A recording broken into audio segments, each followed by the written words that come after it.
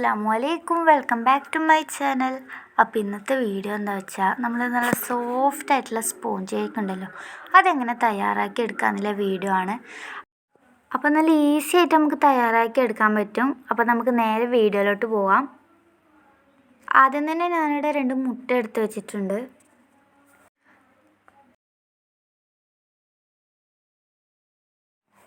അപ്പോൾ ആ ഒരു ബൗളിലേക്ക് നമുക്ക് മുട്ട പൊട്ടിച്ച് വയ്ക്കാം.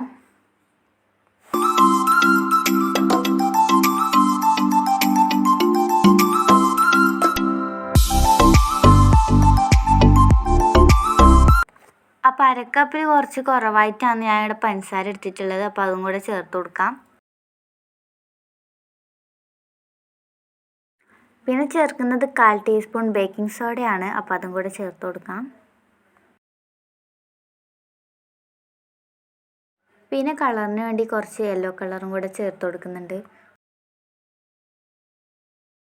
പിന്നെ ഫ്ലേവറിന് വേണ്ടി കുറച്ച് ഏലക്കാപ്പൊടിയും കൂടെ ചേർത്ത് കൊടുക്കുന്നുണ്ട്.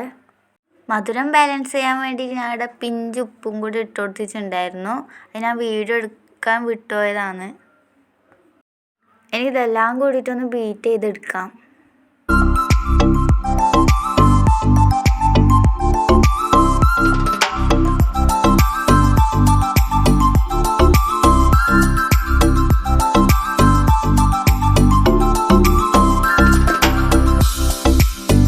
അപ്പോൾ ഈ ഒരു പരുവം വരെ നമുക്ക് ബീറ്റ് ചെയ്തെടുക്കണം.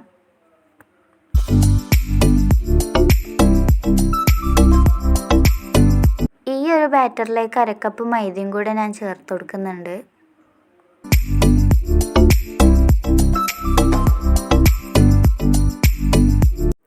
നമുക്കിത് ഒരു വശത്തേക്ക് തന്നെ മിക്സ് ചെയ്യാം.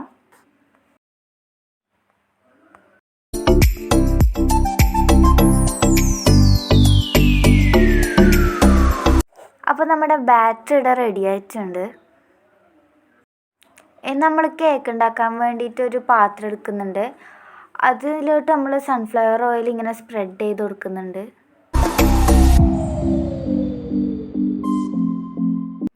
ഇനിയൊരു പഴയൊരു അടപ്പിനാടെ ഗ്യാസിൻ്റെ മുകളിൽ വെച്ചിട്ടുണ്ട്. അതിൻ്റെ മുകളിലോട്ട് പാൻ വെച്ചിട്ട് കൊടുത്തിട്ടുണ്ട്. ഇനി നമ്മൾ നേരത്തെ ഉണ്ടാക്കിയ ബാറ്റർ ഇതിലോട്ട് ഒഴിച്ചു കൊടുക്കാം.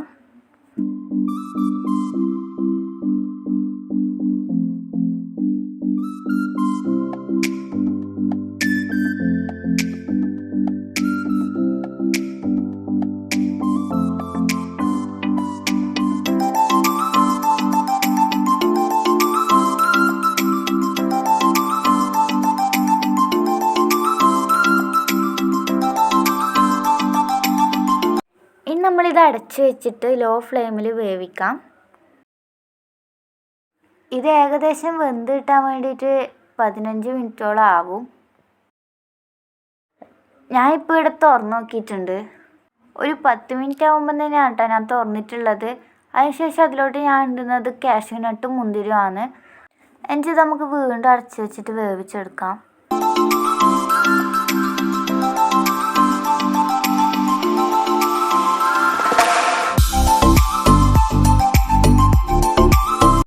അപ്പോൾ നമ്മൾ തുറന്ന് നോക്കിയിട്ടുണ്ട്. അപ്പോൾ നല്ല അടിപൊളിയായിട്ടുള്ള കേക്ക് ഇവിടെ റെഡി ആയിട്ടുണ്ട്.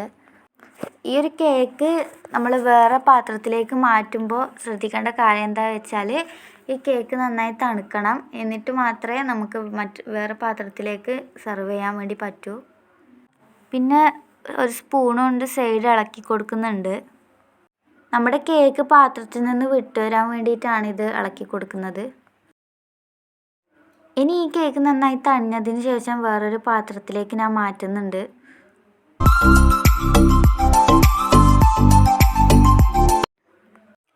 അപ്പോൾ നമ്മുടെ സ്പോഞ്ച് കേക്ക് ഇവിടെ റെഡി ആയിട്ടുണ്ട്. നല്ല സോഫ്റ്റായ സ്പോഞ്ച് കേക്കാണ്.